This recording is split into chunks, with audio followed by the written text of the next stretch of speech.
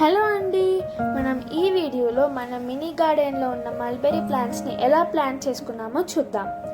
ఇక్కడ చూసారా, మన మల్బెరీ ఫ్రూట్స్ మన ప్లాంట్ టూర్ వీడియోలో కొంచెం కచ్చిగా ఉండే, ఇప్పుడు మెల్లిమెల్లిగా ఫ్రూట్స్ అవుతున్నాయి. ఈ మల్బెరీ ప్లాంట్ అని కాదు, మా మినీ గార్డెన్లో ఉన్న మ్యాక్సిమం ప్లాంట్స్ అన్నీ మేము నర్సరీ నుంచి తేకుండా మా ఓన్గా ప్లాంట్ చేసుకుంటాము.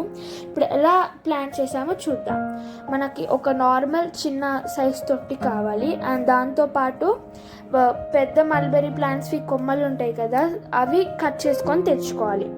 ఇప్పుడు నెక్స్ట్ ఆ పాట్లో మనము ఫుల్గా మట్టి వేసుకోవాలి, ఎందుకంటే వాటర్ పోస్తే మళ్ళీ మట్టి దిగిపోతుంది కాబట్టి ఫుల్గా వేసుకోవాలి.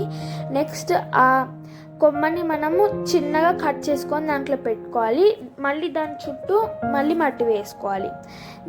ఈ ప్లాంట్ని మనము మంచిగా వాటర్ చేయాలి, అండ్ ఎక్కువ ఎండలో పెట్టకుండా కొంచెం ఎండలో కొంచెం నీడలో పెట్టుకోవాలి.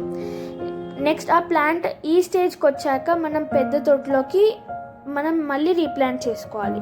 ఇక్కడ అలనేరు పండు చెట్టు ఉంది కదా, ఇది కూడా మేము సేమ్ ఫ్రూట్ తిని సీడ్ పెడితే ఇది ఇంత పెద్దగా పెరిగింది. మనం దీన్ని రీప్లాంట్ చేసుకుందాం. ఇప్పుడు ఈ తొట్టిని కొంచెం లూజ్ చేసి ఆ మట్టిలో నుంచి రూట్స్ వెళ్ళిపోకుండా జాగ్రత్తగా తీసి పెద్ద తొట్టిలో పెట్టుకోవాలి.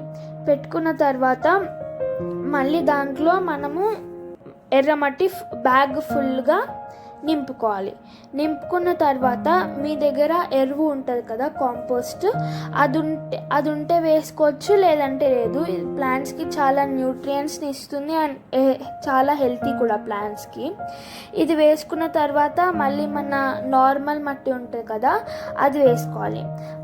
ఈ ప్లాంట్ని కూడా మనము డైలీ మంచిగా వాటర్ చేసుకోవాలి, మంచిగా పెరుగుతుంది.